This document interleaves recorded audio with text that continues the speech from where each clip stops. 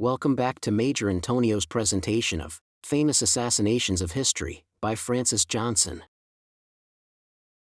Chapter 20, August von Kotzebue, March 23, 1819. After the downfall of Napoleon, the monarchs of Europe had a very difficult task to perform.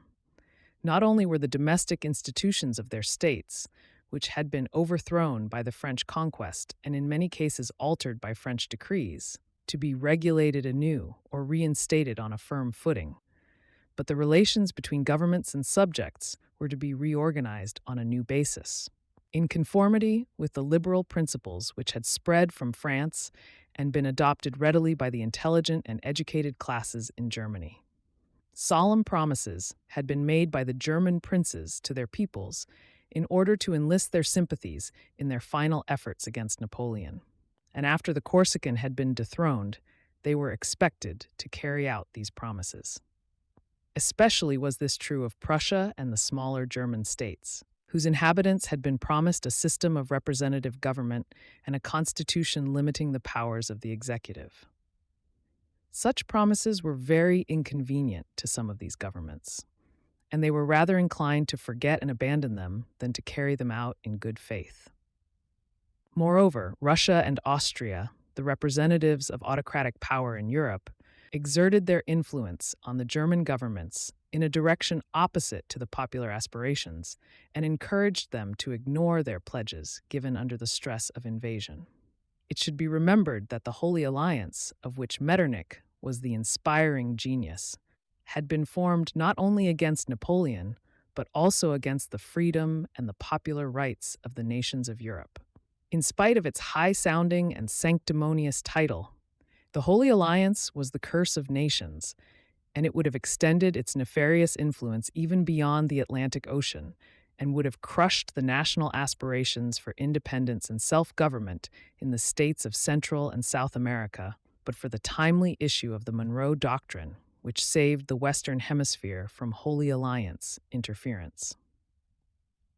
It was only after the united efforts of the nations culminated in the final dethronement of Napoleon, and after the Vienna Congress had apportioned the heritage of the empire among the victorious monarchs, that the nations became aware that the liberal promises they had received while these monarchs were in distress were either not to be redeemed at all or redeemed only in part. The sagacity of the statesmen of continental Europe was bent on defrauding the people of those civil and political rights which had been held out to them as part of the reward to be won by repelling the attacks of Napoleon, and the sovereigns were only too willing to assist them in carrying out this deception. Unfortunately, some of these sovereigns were of inferior mental caliber and not at all fitted for the great work of reconstructing their shattered monarchies after the tremendous convulsions of the preceding 20 years. And they were perfectly dwarfed by a comparison with the Colossus who had molded Europe so long solely according to the inspirations of his genius or ambition. Alexander of Russia had the reputation of being a man of ability, but this reputation was without solid foundation. At the period immediately following the overthrow of Napoleon, he was entirely under the influence of Madame Krudener, a religious enthusiast and visionary who skillfully concealed her immorality under pietistic propagandism. She filled Alexander's mind with vague and mystic ideas of his divine mission as a ruler, in which the human rights of his subjects had no place. Frederick William III, King of Prussia, was a weakling of the worst sort. He had actually been forced into the anti-Napoleonic movement by the enthusiasm of his people, and after national independence had been accomplished, he trembled lest anything might occur to endanger the public order and tranquility so dearly purchased. It was therefore comparatively easy for the reactionary elements to get full control of the Prussian government and to prevent any bold reform in a democratic direction. All they had to do was to fill the mind of the timid king with a vague fear that the scenes of the French Revolution might be renewed by inviting the people to cooperation in the government. Even less reliable was the Emperor of Austria, Francis I, a man naturally distrustful and suspicious, who knew how to conceal his cunning and his antagonism to liberal ideas under the appearance of great personal kindness and bonhomie. These were the three men of whom Europe expected a great political reform, and never perhaps, in political history, were hopes and expectations so woefully misplaced and doomed to more cruel disappointment than in this case. It would be unjust to assert that the great mass of the German people felt a deep interest in the introduction of those measures of political reform which the sovereigns had promised when they appealed to the patriotism of their subjects. Most of the Germans, even those belonging to the educated classes, had up to that time paid but little attention to politics, and their political indifference had survived the war for national independence.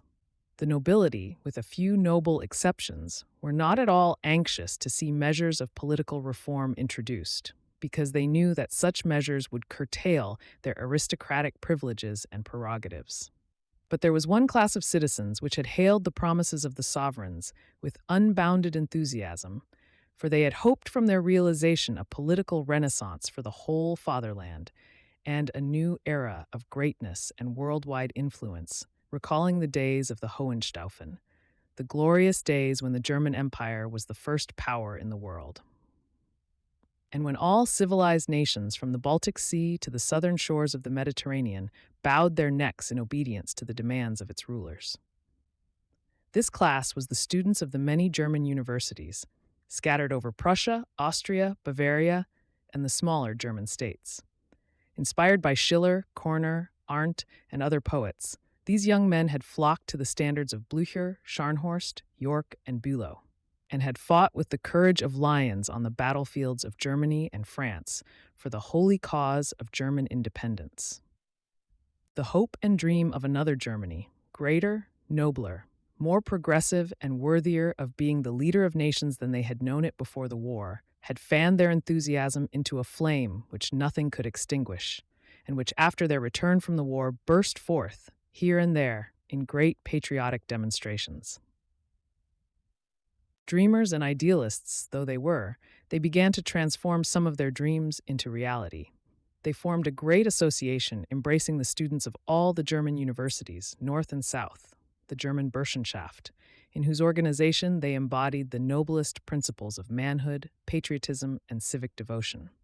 The ancient German colors, black, red, and gold, were revived to adorn their banners, their caps, their sashes, and badges.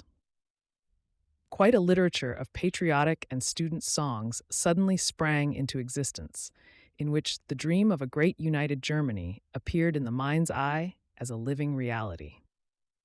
Many of the professors of the universities, who had also been volunteers in the war and had shared the enthusiasm of the students, joined them in their patriotic devotion and lent the authority of their names and writings to their aspirations of national political revival. Arndt's famous national song, "Where is the German's Fatherland?", with the reply that the German fatherland embraces all the countries in which the German tongue is heard and in which German song rises heavenward, is the typical expression of that most enthusiastic period of German student life. The Burschenschaft became an organization of national importance. It had its admirers, but it had also its enemies, and unfortunately, the latter were mostly to be found among the nobility. The feeling prevailing against the Burschenschaft in the government circles of the different German states was therefore decidedly hostile, and waited only for an opportunity to show that hostility. This opportunity soon presented itself, and it must be admitted, was brought about by the reckless audacity of the members of the association. In the year 1817, the tercentenary of the Great German Reformation was to be celebrated with unusual splendor, and the Burschenschaft profited by this occasion to make a public demonstration in behalf of its patriotic principles. It selected as the place of its convention the Wartburg, where Martin Luther resided upon his return from the Diet of Worms, and to make the convention especially noteworthy and solemn, had chosen the 18th of October, the anniversary of the Battle of Leipzig, as the principal day for the celebration. An immense number of visitors from all parts of Germany came to Eisenach, situated at the foot of the Wartburg, and delegations of students from all German universities, adorned with their German colors and carrying black, red, and gold banners with patriotic inscriptions, assembled on the historic ground and participated in the festivities. for which an elaborate program had been arranged. The greatest enthusiasm prevailed, and for the time being, all those petty jealousies which had so often disturbed the cordial fellowship of the inhabitants of different German states had disappeared, and all those present reveled in the exuberance of patriotic sentiment. They were all the children of one great fatherland, a great united nation. The songs and the speeches repeated and echoed this one thought. It lived uppermost in the hearts of those young enthusiasts, but presented itself to their minds rather as a vague, poetic ideal than as a stern political reality. Among the thousands of visitors, there was, perhaps, not one who had seriously thought of the political realization of the dream. Imprudent as these too boisterous demonstrations had been during the day, there was enacted late in the evening, when most of the guests had already left the famous castle, a sort of theatrical performance, which irritated the conservative and reactionary classes exceedingly and resulted disastrously for the Burschenschaft. This performance was gotten up in imitation of a famous scene in Luther's life, the burning of the papal bull. Massmann, a student of the University of Jena, represented the Luther of the 19th century. A large bonfire was built, and amidst boundless enthusiasm, a number of books and other materials, odious to the students, were thrown into the flames and destroyed. Among the books was Kotzebue's History of the German Empire, Haller's Restoration of Political Science, Section 13 of the Federal Constitution, etc.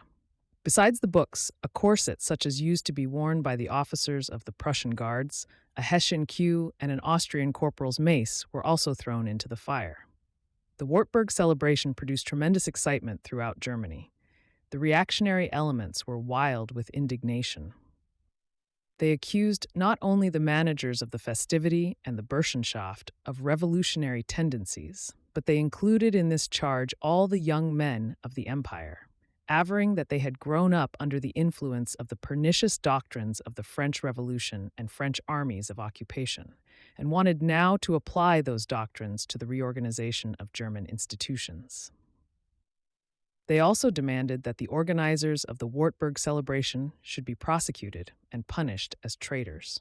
All the conservative and government papers opened a regular war upon the seditious and revolutionary tendencies of the universities, and the agitation reached its climax by the publication of a memorandum addressed by Baron Storza, a Russian counselor of state, to the Emperor Alexander, in which he predicted that a bloody revolution would result unless these seditious tendencies were speedily repressed.